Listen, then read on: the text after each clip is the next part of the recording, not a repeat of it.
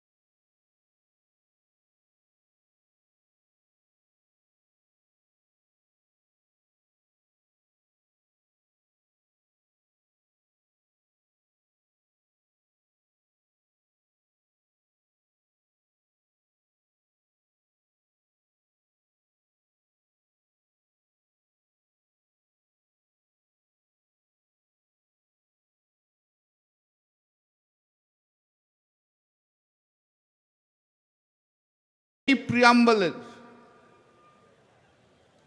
ভারতবর্ষের সংবিধানের সেই প্রিয়াম্বল থাকতে 1992 সালে বিজেপি যখন সরকারে ছিল উত্তরপ্রদেশে, তখন এই বাবরি মসজিদকে ধ্বংস করা হয়েছিল। পরবর্তীকালে মামলা হয়েছে, মোকদ্দমা হয়েছে, 7 জাজেস বেঞ্চে গেছে। জমি কার ছিল, রাম মন্দির হবে না বাবরি মসজিদ হবে, সেই মামলা 7 জন জজ শুনল। জাজমেন্ট ডেলিভারি কে করলেন? Ex chief justice of India DY Chandrachud. Judgement দেওয়াতে দেখা গেল ওখানে রামের মন্দির ছিল বলেছে। ঠিক আছে, আইন তো সবাই মানে। সেদিনকে সারা ভারতবর্ষের মুসলিম ভাইয়েরাও পর্যন্ত মেনে নিয়েছিলেন আইন। জাজমেন্ট যা আছে সেই জাজমেন্ট মেনে নিচ্ছে। কিন্তু পরবর্তীকালে এই প্রাক্তন চিফ জাস্টিস DY চন্দ্রচূড় একটা ইন্টারভিউতে বলেছিলেন, জাজমেন্টটা কি হবে সেই নিয়ে আমার মনের মধ্যে অনেক দ্বন্দ্ব ছিল। আমি রাত্রিবেলায় ঘুমানোর সময় বললাম, ভগবান যা বলবে আমি তাই জাজমেন্ট দেব। আর ভগবান নাকি ওনাকে বলেছিলেন যে ওখানে রাম মন্দির আছে, অতএব তুমি জাজমেন্ট রাম মন্দির লেখো। গগৈ, ইয়েস, গগৈ, রঞ্জন গগৈ, আমি ভুল বলছি, DY চন্দ্রচূড়, রঞ্জন গগৈ। এটা কোনো আইনের বেশ হতে পারে যে আমি ঈশ্বরের কাছে ডাকছি, ঈশ্বর আমি কি জাজমেন্ট দেব? ঈশ্বরকে যে মুহূর্তে তুমি ঈশ্বরের কথা বলছো, শুধু তুমি একটা ধর্মের প্রতীক জায়গায় তাকে বলছো, অন্য কোনো ধর্মের প্রতীককে তুমি মানছো না, তখনই তো তুমি নন সেকুলার হয়ে যাচ্ছ। আমি ভাবতাম যদি বলতো আমি ঈশ্বর, আমার ভগবান এবং আল্লাহর কাছে প্রার্থনা করে যে কি জাজমেন্ট দেবো, আমি নয় মেনে নিতাম।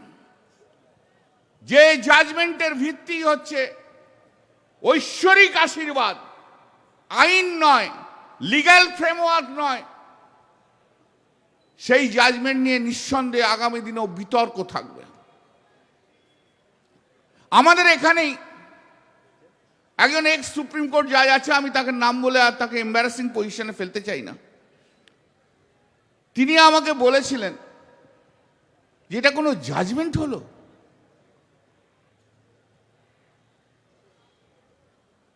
এই জাজমেন্ট নিয়ে অনেক বিতর্ক হয়েছে, কিন্তু ভারতবর্ষের মানুষ মেনে নিয়েছে।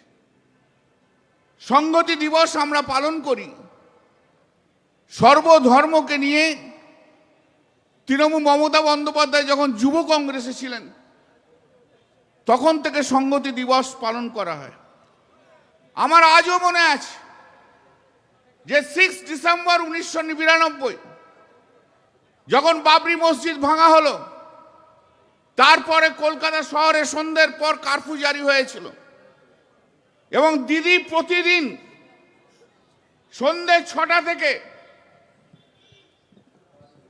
কলকাতার বিভিন্ন জায়গায়, সে পার্ক সার্কাসই বলুন, মেটিয়া ব্রুজি বলুন, কসবাই বলুন, তিলজলায় বলুন, সন্ধ্যে 6টা থেকে রাত্রি 11টা 12টা পর্যন্ত মমতাদি এক প্রান্ত থেকে আরেক প্রান্ত ঘুরে বেড়াতো।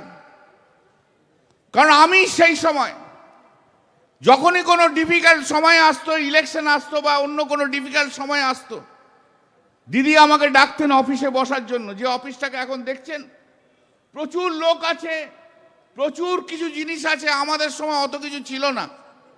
আমি থাকতাম আর মানিকদা থাকতো, আর একটা টেলিফোন ভরসা। তুই ছিলি দা, তুই সে সময় আসিস নি, তুই আসিস নি।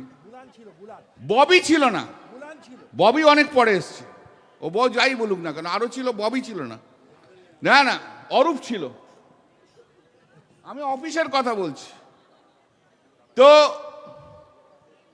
দিদি বেরিয়ে যেতেন।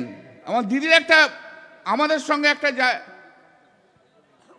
সিস্টেম ছিল যে দিদি বেরিয়ে যাওয়ার পর দিদি যেখান থেকে সম্ভব সেখান থেকে একটা টেলিফোন করত। তখন আমাদের ওই 7577 ওই নাম্বারটা ছিল, হ্যাঁ 3000 নাম্বারটা ছিল ল্যান্ড ফোনের।